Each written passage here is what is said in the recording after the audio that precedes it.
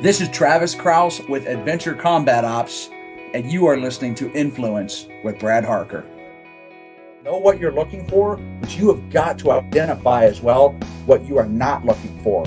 The unit prides itself on being the best hostage rescue, counter-terrorist, special ops, special missions unit in the world, not because they have the best operators, because they have the right operators. There are guys better than me that didn't make it into the unit. I just happened to be the one that was what they were looking for, as well as I didn't have the things that they weren't looking for, if that makes sense to you.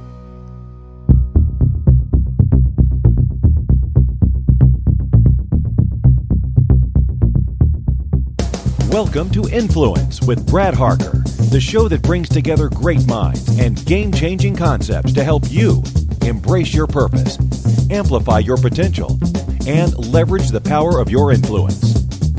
Here's your host, Brad Harker. All right, welcome to the show, Influencers. My guest today, Travis Krause, is a 10-year plus combat veteran of the U.S. Army Special Operations Command, serving in 1st Ranger Battalion and 1st Special Forces Operational Detachment, Delta Force. He has numerous combat tours in Iraq, Afghanistan, and other areas of crisis around the world, and is depicted as Hobbit in the book Kill Bin Laden by Dalton Fury. Following his active duty service in special operations, he was selected as a civilian instructor and trainer for Special Forces and then the Joint Special Operations Command. Travis, since then, has been in the private sector doing a lot of consulting with large organizations, as well as a lot of training for military special op forces. And most notably, one of the things that we're going to definitely talk about in this episode is his Las Vegas entertainment company, Adventure Combat Operations. It's the most realistic apocalyptic combat simulation in the world and is the coolest new attraction. It's been mentioned by Shark Tank, Discovery Channel, CNBC, Business Insider, and a bunch more. So we're going to get into that, and we're going to talk about his experience in combat as a Delta Force. So, Travis, welcome to the show. Thanks, Brad. I'm humbled. It's always a good time. I'm looking forward to it. Quite honestly, I think I could say I'm the humbled one here. This is so. First of all, thank you for your service, and it's everything you've done. The sacrifices that you and your teams have made for our country is can't be unnoticed. So thank you very much. Well, it's my humble honor and privilege and pleasure to do that, but extend that recognition of sacrifice to my family as well, for sure. Yeah.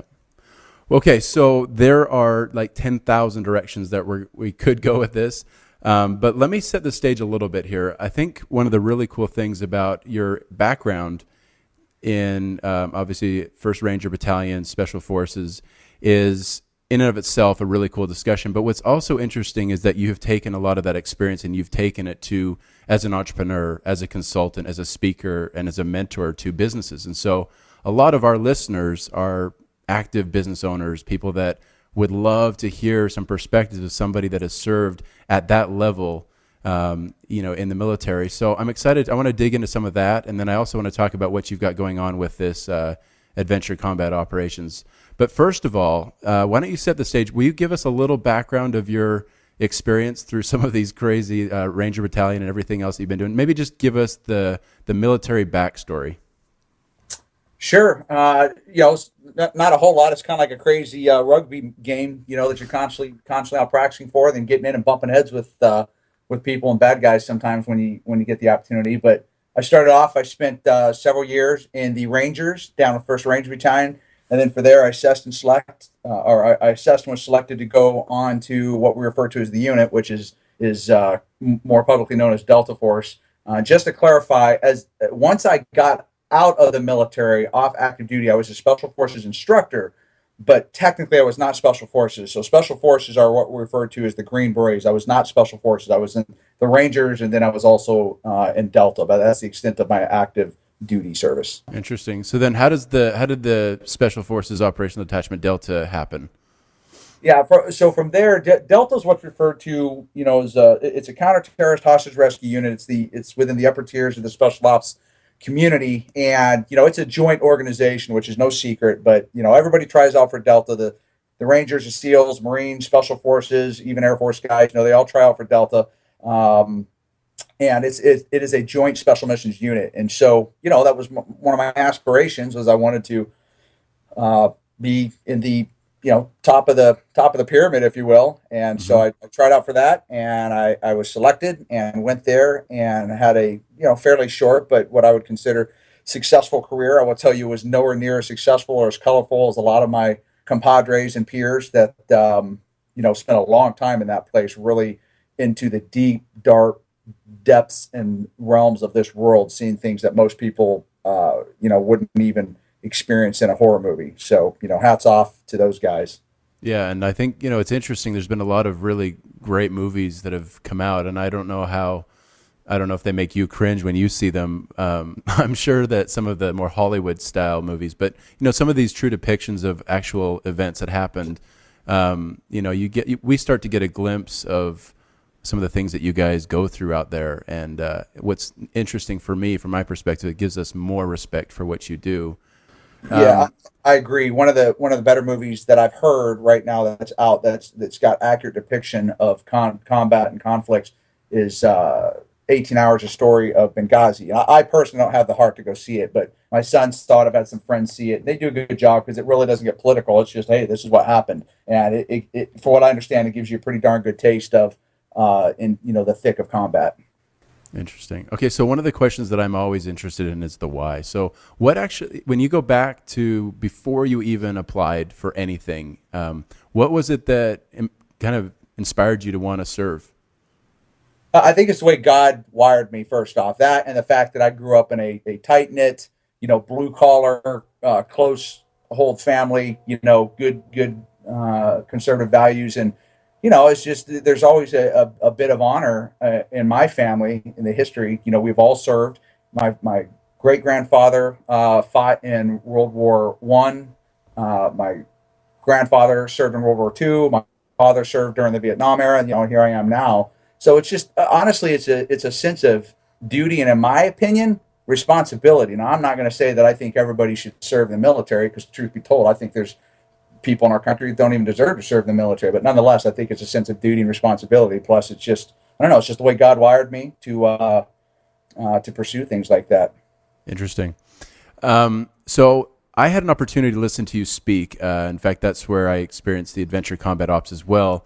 And there's a lot of things that I doubt you would even intend to have been part of your message that I noticed in the way that you presented and the things that you talked about. But there was no question that what you've been able to distill from your experience in active combat and active duty has been a big part of your approach as a business, as an entrepreneur. So I want to shift gears, and I want to talk about some of those things. As you get out there and as you coach and as you mentor CEOs, business owners, where do you start with them? What are some of the things that really stand out to you from your experience that you see business owners really needing in their approach? First and foremost, introspective self-reflection. They need to really take a hard look at themselves in the mirror before they even leave the house in the morning or wherever they're living. They need to be able to accurately assess themselves, and most importantly, they need to be able to look themselves right in the eyeballs in the mirror and ask themselves the hard questions about who they are, what it is they want to accomplish, where they need to where they need to go and where they want to be to and be honest with themselves about the hell they're going to have to go through to get there, if it's anything of significance. Yeah, and I mean, I agree. I think we talk about accountability in salesmanship as one of the places that I spend a lot of time coaching. And the thing that I found, the guys that fail, the guys that don't make it, are the ones that have a hard time coming home at the end of the day and looking in the mirror, just like you talked about, and taking ownership, being accountable for their fails and their wins. Because it's not always good, right? But when you deprive yourself of that ownership in the hard times, you deprive yourself of the opportunity to learn from that. So that introspective reflection, I agree, is a huge part. As you look around at the guys that you served with, and what were some of the things that jump out at you as the standouts, the attributes of the guys that really were top tier? They felt that was absolutely the purpose for their existence in life. They felt there is a saying, a quote that I heard in 2001, I think, that stuck with me. Is one of our when our squadron commander was leaving, and a great guy named Scott Miller. He ended up becoming the unit commander, and he's next in line as the JSOC commander. Great guy. He's also a Somalia vet. He was a troop commander in Somalia, and he came out of the Rangers in his early days as a young officer, and he's been, up at the unit level since then. When we got him a plaque for when he left as our commander, on that plaque, it said, "God watches over his restless and wayward children, for they are his tools of vengeance." And I thought it was interesting, and it may come off a little intense or a little abrasive for some people, but the point is this. Those guys absolutely believe that about themselves. They absolutely believe that's their purpose in life, and business is the same way. If what you're doing, if you can, if first off, there's another story that I think is a great parallel, and I don't remember the details of it, but it's a story about, I don't even remember which nation, for goodness sakes, but let's say a Spanish fleet of ships lands at nighttime on this beach, and the captain told all of his lieutenants, "Hey, before we continue on into the beach and head to the objective to raid the bad guys' villages, burn all your ships." And they looked at him and they said, "Sir?" He said, "Yeah, burn your ships, because then you'll have no choice but to win." Now, you've always got to be thinking second, third order effects, and of course have contingencies, but you got to find the balance though, Brad, because see, a lot of times people fail because they have allowed themselves the option to have an out. And and that's something else that kills me, is when people are like, "Oh, it's just not going to work." That absolutely does not compute with me. Again, the cheesy analogy, but it's so true. When you look at, Thomas Edison invented the light bulb. He had to fail 10,000 times or 1,000 or however many times it was before he found out what did work. He had to find out what didn't work. And it kills me when I'm working with people in business and something fails and they just have a complete meltdown. "Oh my gosh, maybe it's not meant to be. Oh my goodness." And I'm like, I don't even get that. I don't even want to be breathing the same air as you're breathing right now. You need to leave. You're contaminating my staff. All that is it's one less thing that we have to worry about learning, because we just learned it now. It's one thing we know doesn't work, which means the odds are more and more growing to be in our favor. And so my point, full circle, is this. You've absolutely got to believe that is your purpose, because if it's not, it's a freaking hobby. It's a charity. And there's no such thing as a successful business run like a charity. Okay. Amen. What did you quickly mentioned the second, third, and fourth order effects of everything you do? Expound on that. What did you mean? Tell me more about that. And that's why it is so key and absolutely critical to evaluate and analyze every single thing you do. The chairman of my board of advisors, his name's Mike. Great guy. Guy's made tons of money in the world, and he's so patient. I love the guy. He's such a great mentor. But even when it comes to numbers, for example, I'm going to use a simple parallel here: a cash flow statement. A cash flow statement from month to month is going to let you see, what's working and what's not working, so you can make steady tweaks. But so that's micro level. At macro level, a cash flow statement is going to allow you to see trends and traits, patterns of what did work and what didn't work, so that you are able to really start picking your momentum up and applying the principles of success and avoiding the principles of failure, which you should have learned had you been analyzing your cash flow all along the way. Okay. So with that being said, you've got to analyze everything, as every successful individual knows, no matter what it is: military, politics, business, church, whatever. You've got to analyze all of the decisions made, all of the actions taken. And it comes full circle to the beginning of our conversation that you and I had here. It starts with the leaders looking at themselves in the mirror. There's no room for ego. It doesn't frickin' matter if you get your ego, if your ego gets a little bit bruised. Look, all day long, I don't give a rip who's right or who's wrong. I'll be the first one to say when I'm wrong if I truly believe I'm wrong. It doesn't matter as long as we're successful. That's what matters. And so with that being said, to answer your question, you've got to figure out, if I make this decision today, what's the ripple effect tomorrow? What's the second order effect of that, and potentially the third order effect? And that's a thought process that can be fine-tuned and refined as long as you're properly analyzing and being honest with yourself and asking the hard questions along the way. Yeah, I mean, it almost sounds like chess strategy, but that seems, it's always seemed appealing to me, to be able to think 5 moves ahead of everything that you do, just to understand. And in your situation, I mean, you're in a hostile area. You need to understand, if I shoot my gun right now at that person, whether I hit him or not, what is going to happen as a byproduct of that shot? I mean, there's a lot of other effects from that cause. Exactly. So makes That's sense. Exactly right. Yeah. Yep. And again, business is the same way. You've got to be able to think, okay, so what's the immediate effect of this decision or this action? What will my decision or action cause? But not only what's the immediate effect right now, what's the potential fallout from that, or the ripple effect that's going to come from that. And there's an art that comes with that, with being able to think like that, that I will constantly, until the day I go to my grave, I will still be analyzing. I will never have it figured out, but you've got to absolutely be able to understand second, third order effects of paradigm and thought process. Wow. Okay, so that's its own episode too. Okay, this is gold. This is gold. Okay, next. We've talked about introspective, looking at understanding your purpose, understanding your why, strategy, planning ahead. Where do you go next? I'll tell you one thing here, that we've really learned. We've been, I don't want to say surprised. We weren't really surprised, but the reality's been a little bit disappointing, and that is, there's a lot of people, and not that we're perfect, Brad, by all means. None of us here are perfect, and we're the first ones to say that. However, as a team, we're constantly striving for perfection. Okay, so we're not perfect, but we've just met a lot of people around here that they're hustlers. I'll just be bold and throw that statement out there. They're hustlers. And when they fail, they make excuses. They try to pass the buck, and avoid accountability, and throw other people under the bus. Those have been some very common trends we've seen in business, but especially here. And with all that being said, we absolutely refuse to compromise our integrity here. There has been a couple times where there's a gray area. For example, somebody made a comment and it involved money between us and somebody else. And after we pled our case, we would sit there and stare at people in the eyeballs, and they'd still want to make excuses. And though to us it was black and white, they tried to dance in the gray area, and we said, you know what? We have learned the lesson here. It was an expensive lesson monetarily, but the lesson learned is we know who not to do business with.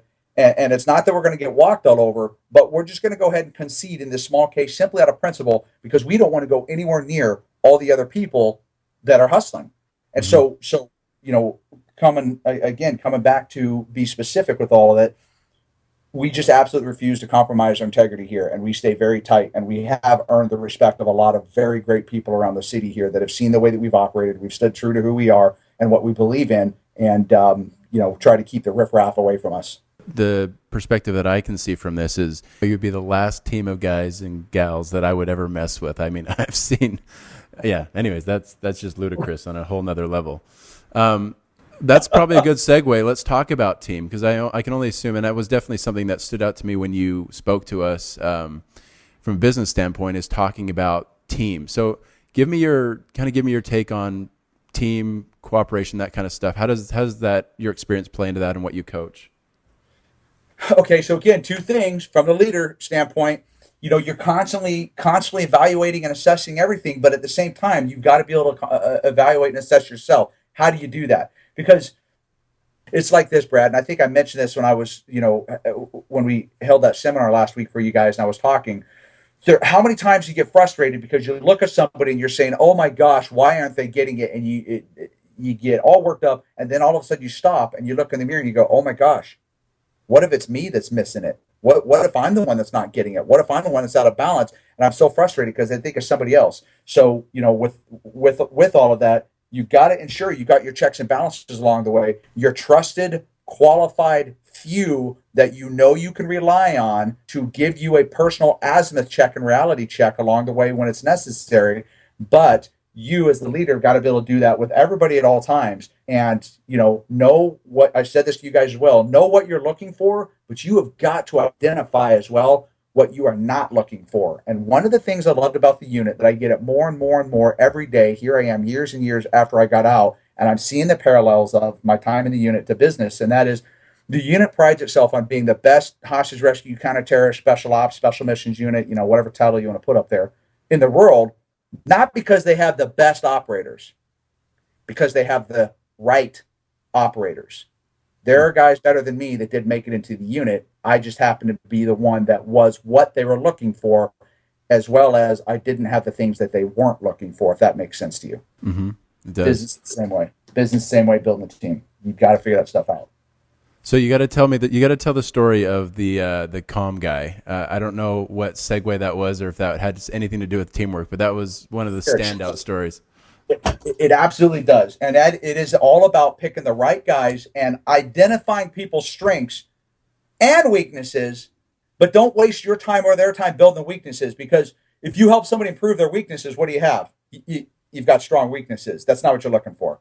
Leaders are the ones that find everybody's got strengths in the areas that the leader's weak in, and they can balance himself out. Well, it works like that with everybody. Okay, so if Johnny over here's got strengths in field A, B, and C, then I'm going to leverage those. If he's got weaknesses in field X, Y, Z, then I'm going to stay away from putting him in an area where he's going to operate in that in within that realm of weaknesses. But I need to find somebody else that can balance those out. So with that, the story goes like this. When we were up in Tora Bora, we went up there. There's a great book called Kill Bin Laden by my troop commander, Dalton Fury, the author.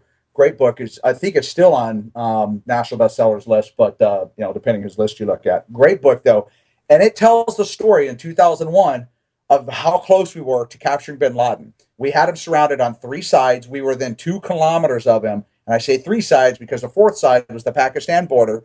And the night that we started collecting what we call SIGINT or signal intelligence, our comms guys, but they weren't assaulters. You call them whatever you want. They were SIGINT specialists. These guys were amazing with radios, speaking foreign languages and picking all this stuff up. And they were listening to them. They're listening to us. We were listening to them. But they told us, hey, they're using code words and talking about how they need to they need to move them tonight across the border because the American commandos are getting close. We called up and said, hey, boss, we need to go now. And they said, no, you cannot pursue across the Pakistan border. So none of that's, OPSEC or secret or classified anymore. It's all, it's in the book. Everybody knows that stuff. But that's how close we were. Now, with all this being said, there were a number of different realms of strengths that had to be utilized. There was 40 or 50 of us up there against an estimated 3,000, Taliban fighters. So, you need to ensure that everybody is operating in the area of their strength. Our comms guy, it's funny because I remember the 3rd day up there, the guy was exhausted. And I don't know, maybe it's 2nd or 4th. I don't remember, but he was exhausted because he was just listening to that stinking hand mic the whole time. And he just kept, translating and giving us pointers. And he just kept listening, and he was so tired. And great guy. You could tell he's a little out of his element though. We were protecting this guy. We took him up there with us just because he's the one that's getting all the information. And he was tired, and we're dragging him up in the mountains. And I remember this one day I'm looking at him, and he has his chest rack, or like his equipment vest, where all your magazines are on your chest, your weapons magazines, so you can quickly change magazines out, and you run dry in a firefight, you can reload. Well, he had this chest rack on backwards, and he's laying on the ground, laying real low in this hide rear end, and he just listened to this hand mic. And I looked at him, I was like, hey brother, hey man, so obviously you got your chest rack on backwards. What good does that do you? Why is that? And he looks at me and he starts laughing. He goes, hey man, check it out. If we get into a firefight that's so bad that I'm doing shooting, number one, we're in a world of hurt. But number 2, I plan to be face down listening to this hand mic, which means that now you guys have direct access to all my ammunition and magazines. And of course, I started laughing. I'm like, bro, that is sharp thinking. So what do? His up in that neck of the woods, that guy's strength was anything that involved signal intelligence. And that's what he was focused on. What was his weakness? And he was highly qualified in tactics, but of course, he was not a Delta operator. He wasn't an assaulter or a recce guy. And so he wasn't going to get in the way of those guys, once the firefight started. So what did he do? Hey, in this case, compared to you guys, this is my weakness. I'm going to put this on backwards and let you guys flourish in your area of strength by supporting you with that. Does that make sense? Oh, it's beautiful. Everybody listening, it's look in the mirror. This is we keep coming back to that first point you made. Look in the mirror and ask yourself, what am I really good at? And then ask yourself, what am I not good at all? And Travis, I got fired, and I probably bring this up almost in every episode, but I'll never forget the first VP level job that I got fired from. I was there for 6 months, and I had no idea what my strengths and weaknesses were at that point. And getting fired was a really discouraging point in my career, but it forced me to do some real evaluations, to hire a coach, and to really discover who I was. And when I figured out what my strengths and weaknesses were, through a Myers-Briggs profile is where it all started. And I discovered that everything I was doing in that role was amplifying everything I hated to do, everything that were weaknesses in my skill set and my disposition. That's exactly why. And it was so validating to understand that I didn't suck as a human being. I was just misaligned, right? And so what a great example of somebody that knew his place and was creating incredible value in his place. And so, Brad, my question for you then at that point in time, your world probably seemed like it was crumbling around you. I bet you were devastated, weren't you? Just heartbroken, bruised ego, correct? I literally thought I was going to be the CEO of a Fortune 500 company for the 24 or 5 years that preceded that. So yes. And that okay, so you it was really hard on you then, but now can you agree with me? There is no way you would be where you are right now and know what you know, have the success that you have, had that situation not occurred. You agree with me on Quite that? honestly, incredibly grateful. That was one of the best things that happened in my career. Yep. Absolutely. Yep. It's I had another mentor here. His name's Keith Felter. The guy's amazing.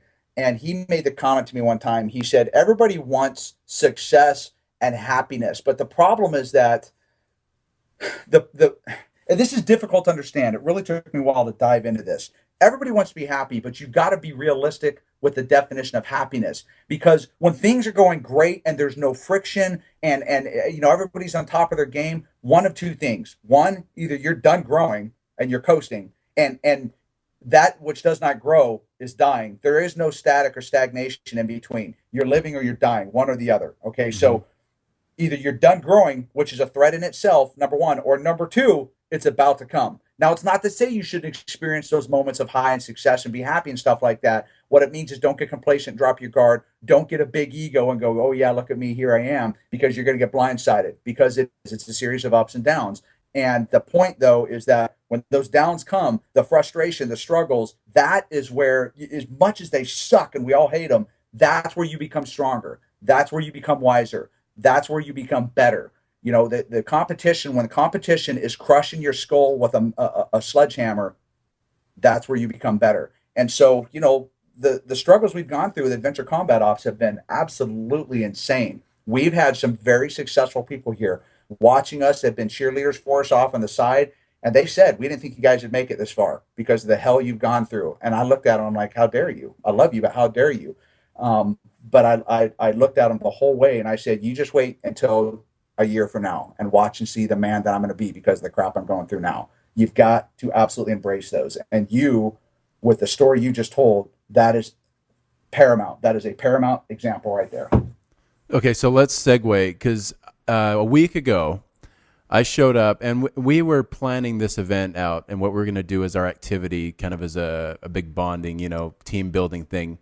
And I think, I can't remember how we came across ACO, but we immediately saw that it was a perfect fit. So we show up and I'm going to give you just my take on my experience. And then I want you to kind of fill in the gaps and tell us a little bit about what you guys are up to. But we show up and it was like this perfect, I mean, even your front entry, your lobby, so to speak, the decor is awesome. It's like you're in this nice place, but it looks like it's got the potential to be ominous, right? Uh-huh. And we all put on this full military garb. We've got the camo on, and we're just standing there, and this video starts playing, and then all of a sudden, Navy SEALs and special ops, everything come flying in. It's just intense. They run us all, and they corral us into this tent, this mission tent, this ops tent. I don't know if I'm using the right terms or not. And we start watching this video that's preparing us for this a zombie apocalypse. And so then we get our helmets on, we get our vests on, and we have these automatic airsoft guns. And we go through like this full-on training with Navy SEAL. Like, I think my guy was Navy SEAL. And he was doing a full-on training of how to clear a room, how to break the threshold of the door, how to do it properly. When the last guy calls last man. I mean, it was like full scale in the movies. This is how you go in and attack a house full of zombies. And also right in the middle of that, everything goes dark and bombs start going off in the background. And we go into like a full scale op where we are clearing rooms. We are shooting zombies with, I ran out of ammo so fast, by the way. I wish I had about 5 magazines, but it was 45 minutes of just intense. Zombies were coming back to life, grabbing your ankles, and you shoot them. I mean, I've never experienced anything like that. It takes paintball or laser tag to a whole new level. And it was amazing. And it was amazing not because you get to be in that high energy, intense environment, but you have legit people on your team that make this feel like you're actually in active combat. So, I've raved about that. I have told everybody I know about that. But tell us about the business. I'm glad you guys had such a good time. You guys were awesome. to do it with too. And then again, I was humbled that you guys asked me to come later on that afternoon and speak to you for a while. But the idea with this, Brad, is that again, we all come from this pretty intense special ops background, combat experience, instructor experience, you know, yada yada. And then a few years ago, well, okay, so active duty, but then corporate side as well. Being out of the military, whether we got out or retired or whatever the case would be, we've got this huge team of great people that now we do these very intense, high risk, high kinetic, high op tempo training exercises that we set up for special ops units all across the country with my other company. And we kind of recertify them or prepare them to redeploy back into harm's way, into combat. So we've got a ton of experience in doing all this stuff and sensory immersive training and stuff that I'll put it to you like this. Imagine if the government came to you and said, "Hey, Brad, here's your charter. Take the Rangers, or take the SEALs, take the Green Berets, and make them uncomfortable in training," which, okay, so that's pretty challenging, so that they're comfortable with being uncomfortable in combat. That's a big charter, especially when we've been fighting in this war for 15 years and they're already combat hardened. So, it's taken a lot for us to learn how to do that. Well, that's what makes adventure combat ops so realistic. We started this new company. We just brought a lot of those experiences over here and we understand a lot about the sensory immersiveness and tapping into the different senses and the psychology, the second and third order effects of things that we've got out there for you guys to experience that gives us the results of what you just depicted and expressed to us. Oh, it's awesome. If you are even close to Vegas, the next time you're in Vegas for a convention, I don't care what it takes, fly to Vegas for this. It is that cool of an experience. And that's what's interesting is there's so many parallels that you can draw and learn from. I mean, we could talk for hours today about just stories and things you've experienced, and every one of them has a unique correlation to that. But I'll tell you what stood out to me most about that is the teamwork aspect. And I realized that you need to communicate as a team, and you need to know when the last man is in. You need to tell everybody that there's another door that you need to clear. We've cleared one room, and we all thought we were good, and then somebody went into this little kitchen area, thought it was clear, and then some zombie comes flying out of the fridge, right? And so it's communicating throughout your team. It's letting everybody know and accounting for all your guys. I mean, every aspect of that has so many cool applications to a business environment that after you left, after you spoke to us, we probably spent 2 hours just talking about the things that stood out to us from the day. And it was really interesting how motivating they were from a team, from a corporate organizational standpoint. So, man, that's great to hear. I appreciate you sharing that, Brad. But I think honestly, we're definitely one of the biggest, if not the biggest, relatively speaking, if not the biggest corporate events.